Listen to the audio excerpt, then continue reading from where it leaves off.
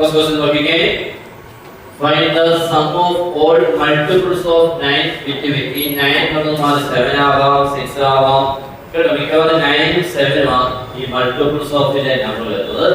ഈ between തരുന്നത് മിക്കവാറും ഇതിന്റെ മൾട്ടിപ്പിൾ അല്ലാത്ത നമ്പർ ഇവിടെ തരുന്നത് 300 ഉം പിന്നെ 700. അത് 9 ന്റെ മൾട്ടിപ്പിൾസ് അല്ല. അപ്പോൾ ഇതിനിടയ്ക്കുള്ള 9 ന്റെ മൾട്ടിപ്പിൾസ് ആവുന്ന നമ്പേഴ്സുകളുടെ സമ്മിനെ കണ്ടുപിടിക്കണം കേട്ടോ.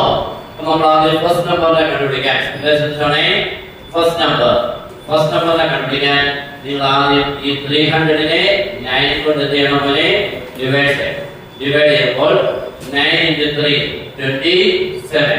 റിമൈൻഡർ 3 0 അത്രയ്ക്ക് again 30. 9 into 3 27. എത്രയുണ്ട്? 3. നമ്മൾ ഫസ്റ്റ് ടൈമിനെ കണ്ടുപിടിക്കാൻ വേണ്ടി ചെയ്യുന്ന കേട്ടോ, ഫസ്റ്റ് ടൈമിനെ കണ്ടുപിടിക്കാൻ ചെയ്യുന്ന പണി ഇതാണ്. ഡിവൈഡ് ചെയ്യുക, റിമൈൻഡർ കിട്ടുക. എന്നിട്ട് ഈ രണ്ട് നമ്പർ നമ്മുടെ ഡിഫറൻസ് എത്ര? ഡിഫറൻസ് 6. അത് ഇങ്ങോട്ട് പ്ലസ് ചെയ്യണം. ഓക്കെ, അപ്പോൾ നമ്മുടെ ഫസ്റ്റ് ഡേ കിട്ടി A1 കിട്ടി എത്ര? 306. A1 കിട്ടി 306. നെക്സ്റ്റ് നമ്മുടെ ലാസ്റ്റ് ടൈമിന് വേണ്ടി ലാസ്റ്റ് ടൈമിന് വേണ്ടി നമ്മൾ ചെയ്യുന്നത് 700നെ ഇതേപോലെ ആരും കൊണ്ട് ഡിവൈഡ് ചെയ്യാം? 9 കൊണ്ട് ഡിവൈഡ് ചെയ്യാം. 9 കൊണ്ട് ഡിവൈഡ് ചെയ്യുമ്പോൾ ഇതൊക്കെ ഫാസ്റ്റ് നമ്പർ കേട്ടോ.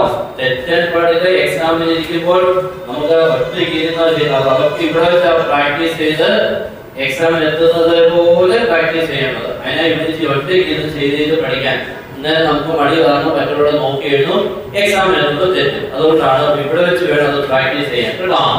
ഓക്കെ, അവിടെ 9 into 7 63, remainder 7 9 into 7 63, remainder 27. ഈ റിമൈൻഡറിനെ ഡയറക്റ്റ് മൈനസ് ചെയ്യണം. ഈ റിമൈൻഡറിനെ ഡയറക്റ്റ് മൈനസ് ചെയ്യുമ്പോൾ 600 എത്രയാണ്? 93.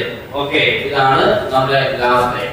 അപ്പോൾ നമ്മുടെ ഫസ്റ്റ് ടൈം കിട്ടി, ലാസ്റ്റ് ടൈം കിട്ടി. അപ്പോൾ an ഈക്വൽ എത്രയാണ്? 693.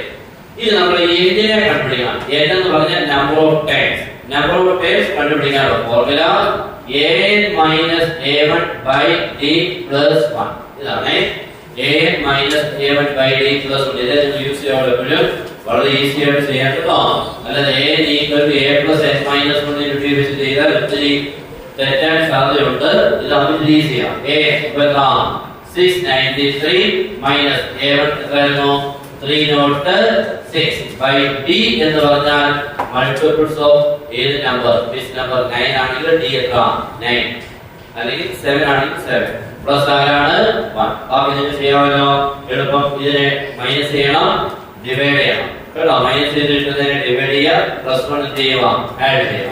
എന്നിട്ട് sum is equal to n/2 into a1 plus an.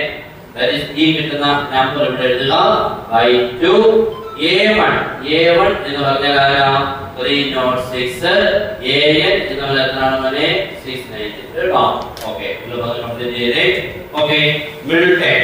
മോനെ ഈ a യുടെ മിഡിൽ ടൈം എന്ന് പറഞ്ഞാൽ കമ്പയർ ചെയ്തത് ഫസ്റ്റ് ടൈമാ, ഇത് സെക്കൻഡ് ടൈമാ, ഇത് ഏത് ടൈമാ? തേർഡാ. പിന്നെ ഇത് നടുക്ക് ഒരു ടൈം ഉണ്ടല്ലോ.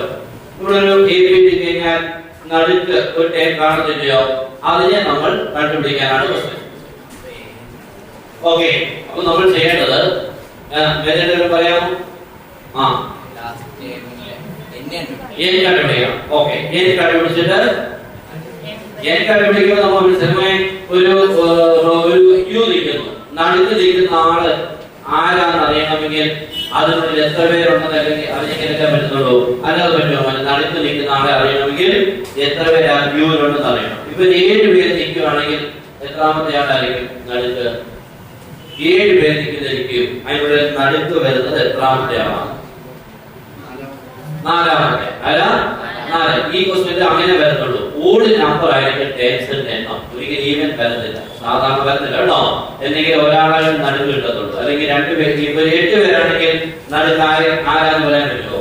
ഇല്ല, ഓടെ വരത്തുള്ളൂ. അത് നമ്മൾ ചെയ്യേണ്ടത് എന്തിനെ കണ്ടുപിടിക്കാൻ ശ്രദ്ധിച്ചോണേ. ഞാൻ ഒന്ന് സ്പീഡ് ഒന്ന് ചെയ്യാൻ ശ്രദ്ധിക്കണേ.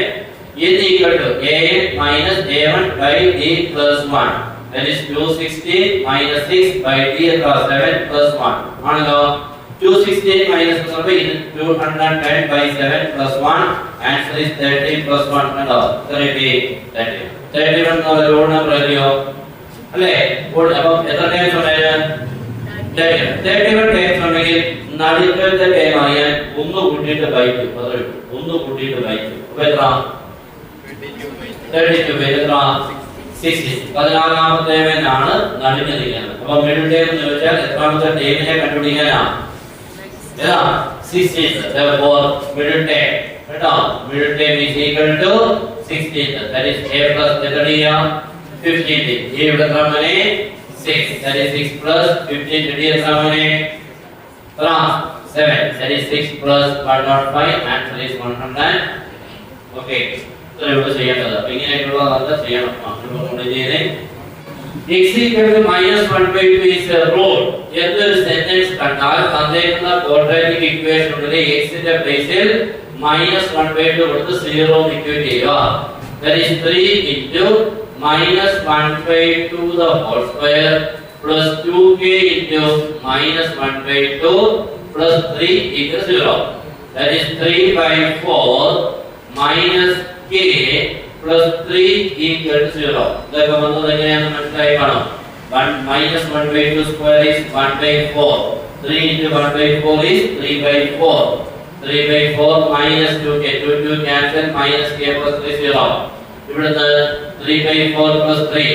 3/4 plus 3 equal to k എഴുതാം. minus k plus 1 എഴുതാം.